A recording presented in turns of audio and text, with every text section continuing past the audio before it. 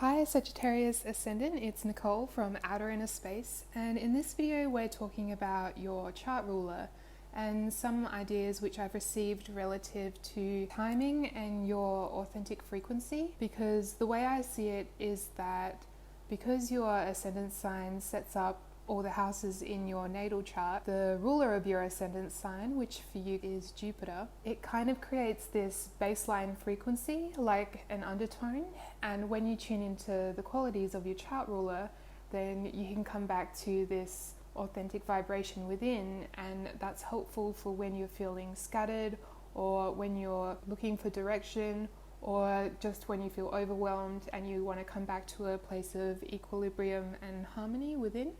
You can kind of think of it as like a main spirit guide who can help you reset your course and put you back on track. It's like a lens through which you see the world as well. And this is just one aspect of your chart, so all your other placements and your house locations will give off their own energetic vibration, but here we're talking just about the chart ruler. So the first thing I would say would be to look to where Jupiter is in your natal chart as well, just where it's placed, the house and also the sign, because that's going to add another dimension to the things that I share with you in this video. And once you've had time to digest it, you can add in those extra layers and it just creates another level to the story and another factor. And the reason I'm doing these videos is because I see people as these energetic clusters of vibration, and I feel like when you tune into the qualities that are represented in your natal chart, you kind of come back to a place that feels more like home. And when you know your energy and your energy field, and you tend to that field and the space around you, and are conscious of like the vibe that you're giving off, then you can also become more aware of what's yours and what isn't yours, and stuff that you've picked up or influence from outside stimuli that may or may not resonate with you. And it really just comes down to knowing yourself. So as a Jupiter ruled person, you naturally have this extremely expansive energy. You could say that the potential of your auric field stretching out quite far from your physical body is very likely because of the Jupiterian influence. So that's important, because if you're kind of like stretched out energetically in a way where you haven't refined and tuned into what's really true for you on a core level, then chance of picking up other people's stuff or just stuff in the environments that you frequent without, refining that energy field is quite likely. So hopefully this video will give you some ideas of how you can come back to you. As a Sagittarius Ascendant, the idea of mutable fire is worth keeping in mind as well. So this little drawing I have here, I was drawing like what I kind of like a visual of the vibration of all the different chart rulers, and yours is quite sporadic and random, and it's not consistent or linear by any means, and that's the impression that I get of mutable fire. So when you're planning goals or just your day-to-day even, or any kind of creative projects, keeping in mind the characteristics of mutable fire and Jupiter in the sense of providing yourself enough space to explore different tangents and have a variable deadline, and giving yourself the space that you can explore different avenues is really important as a Jupiter ruled person, because that Jupiter is all about up-leveling and expanding your mind and your psyche, and because it's ninth house energy is opposite to the third house, which is like your established patterns and what you already know and what you've already learned. Ninth house and Jupiter energy and Sag energy is going beyond that and going beyond what's already established, because there's a sense that there's like more out there. So when you are thinking about timing and just like structuring your life, however that applies for you, just giving yourself space to like have those variables is really important. And maybe planning isn't something that you consider. It depends on all your other placements and other energies in your chart. This is just the chart ruler, but just as like the base tone frequency, that need for freedom is so prevalent. So factoring that in, whether that's, like having a email signature which is telling people that you don't check your emails every day, things of that nature can really help you just because it's all about that field, right? And if you're standing as a being and you're solid in your energy and you know your energy, then having that room really helps with all your creative pursuits and your life goals. In that regard as well, with the 3rd house and 9th house, because it's all like, even if you don't have any placements, the energy still applies. So 3rd house you can think of like as beta waves in your mind, like your brain waves, and that's like quite high activity in the frontal lobe of like what you already know and patterns you've already established, as I said before. But for you guys, if you can work on tempering brain activity by doing things like breath work, creative things, moving the body is another wonderful thing for a Jupiter person, because you're kind of like moving that energy around your energy your energy field, and it kind of like disrupts that high beta frequency, which can be quite limiting in many ways. And when you slow that down, through drawing or reading or just kicking back, going for a swim, it really does purify, not only purifies your field, but it also slows the brain waves. And when we're in a slower brainwave, that's when we have room for creative inspiration, and that's when we get those intuitive hits about where to go next. Because as a Jupiter ruled person and a Sag Ascendant, the need for stimulation and new experiences and expansive experiences is really high. But when we're not really sure of what our energy is and what we need and our values, then we can be tempted to go in all these random directions that, while they can be stimulating, like the long-term benefit, it can be kind of draining if you kind of like just going here for the sake of the fact that this person has invited you, but really there's like a more expansive energy and a more truthful energy to your core vibration somewhere else, if you had taken the time just to tune in, if that makes sense. And with the Jupiterian energy, it is like a quest type feeling. So naturally, being Jupiter ruled, you're going to be this really, like, your energy field is naturally going to attract all kinds of opportunities. And so seeking out that which is truthful for you, and you can look at your 2nd house, for example, for a bit more information on what's really valuable for you and what you hold dear. You'll be able to determine which opportunities and which experiences really are going to feed your soul. And for a Sag Ascendant, that soul expansion is the whole point of your existence. Like, your whole life is a quest, in a sense. If you could envision a map of your life, there are going to be different points that light up here and there, and it's about knowing your heart and where you want to be driven towards, because there can be opportunities that come up which some people can present as like beneficial to you, but it's actually beneficial to them. But your qualities, your happiness, your positive nature can really want to please, but ultimately what you need is what's good for you, and that freedom for you to be true to your own spirit. So just on a daily level, giving yourself a flexible structure, in the sense of, if you can, like not having too rigid a schedule, whether you need to negotiate with a boss or your workplace or something like that, to have some kind of flexibility in your contact hours, or working for yourself is probably the most ideal for a Sag Ascendant or a Jupiter ruled person, or just in a team where it's very fluid in its operations and it does give you that freedom to move, because you want to be open to the opportunities. And if you're kind of stuck in an environment where you feel limited, like, that's really going to eat away at your spirit. That's not what Jupiter wants. If you think of the planet of Jupiter, it's very large and gaseous, and it's kind of, I don't know much about the like chemical makeup of it, but I kind of would see that it's not exactly form. And so having that energy in your energy field, where it's that mutability again, it's like being able to change in a moment, that kind of thing, that kind of freedom is just going to feed your spirit. And then when you're in alignment and your spirit, if you imagine a torus, like Taurus, circulating from your center outwards, and that's your aura in a sense, and then you think of the energy of Jupiter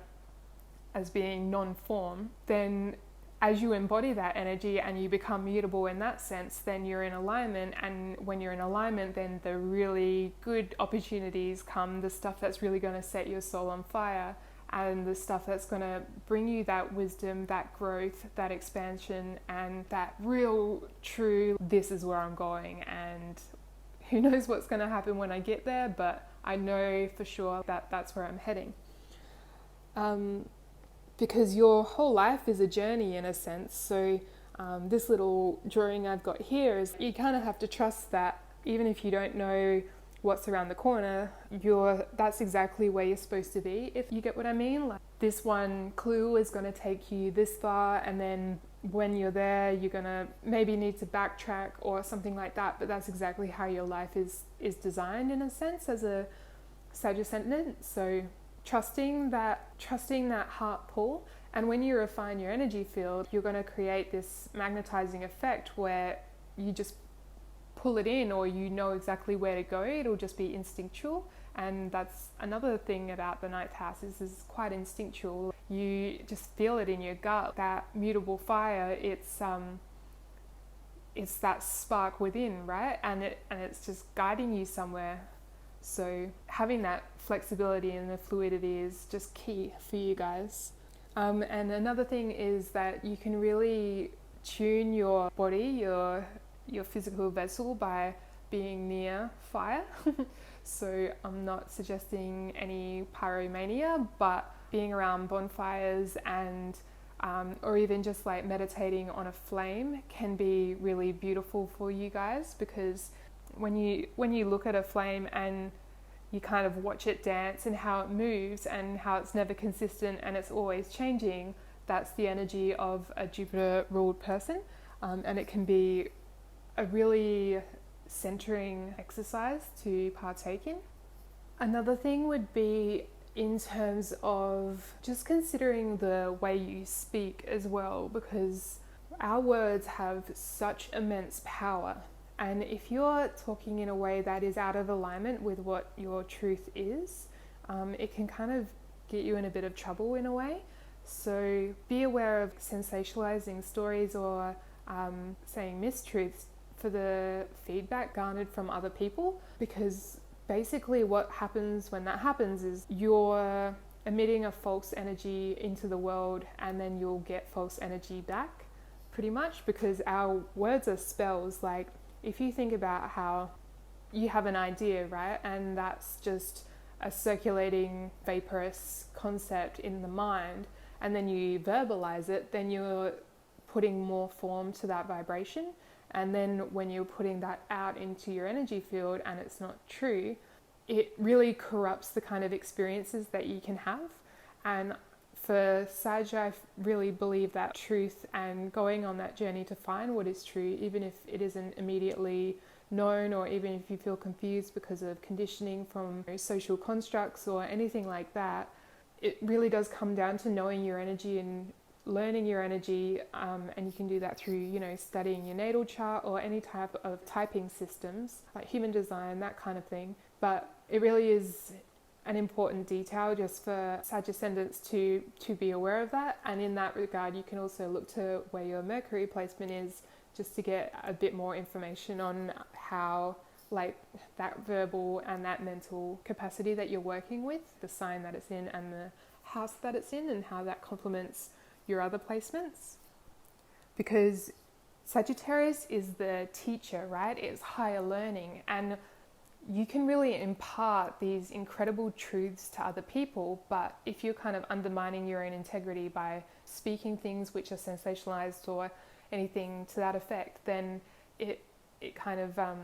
it damages the reputation in a way. So just be mindful that the truth detail and the integrity detail is very important. And also, like, when you consider in the solar system how Saturn is closest to Jupiter, and Saturn is all about integrity, it really does influence it. You have such an exponential effect on people when you are in integrity and speaking your truth, and you can reach so many more people way out there by the things that you've experienced, the things that you've learned, and like passing on your knowledge. And then it's just the same thing, like when you know your energy, when you know your energy field, you know yourself, and then you can share that with others, because there is that element of being the teacher as a Sag Ascendant as well. And that doesn't mean in a formal setting, it just means, like you can really help someone out and bring light to people just in your day-to-day life by passing on some wisdom. So yeah, that's just something to keep in mind too. And the last thing I'll say is just going back to the mutable fire aspect, is it's really beneficial if you create space around yourself to completely change your ideas and your established beliefs about certain things. If you're interested in astrology, you've probably been aware of that detail, but doing things like understanding how the mind works and how we store certain processes and how we store experiences of our youth and trauma and that kind of thing, and knowing that the brain is functioning, according to patterns, but it's also changeable. Your mind, if you think of like Mercury and Virgo and Gemini, it's mutable, it's changeable. So any kind of limiting beliefs that you hold about yourself and what you can achieve in this lifetime and what is possible for you, if you understand the natural limitations of the mind, you can also understand that you can transcend them 100%. And so it's that higher learning, that expansive nature of knowing what you already know, but also knowing that you can go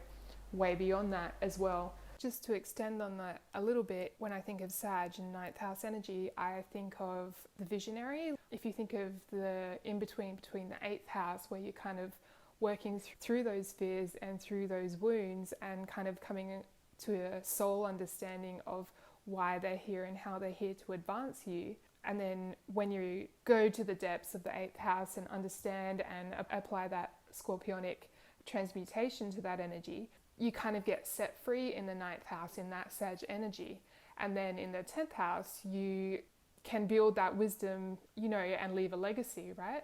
So in the sense of Sag energy being that visionary and being that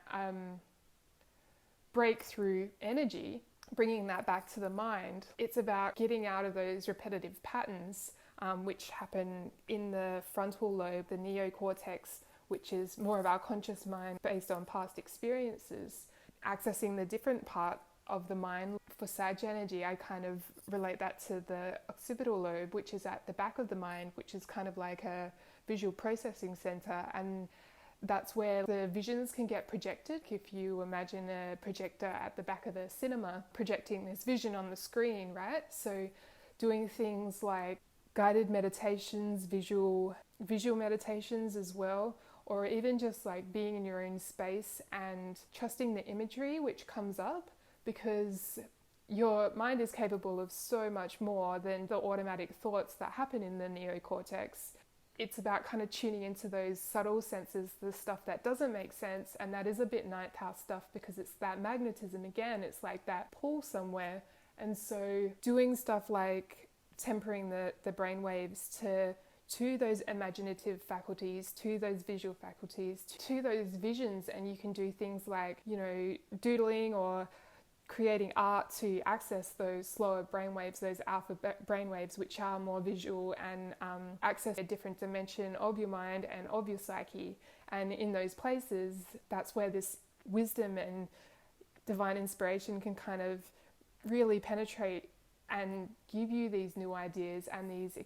expansive experiences. And just a side note, if you're a woman, I've created this really wonderful visual content library which is all about periods, brainwaves and astrology. So if you're keen on learning more about syncing to your cycle and your subtle senses and your psychic awareness, then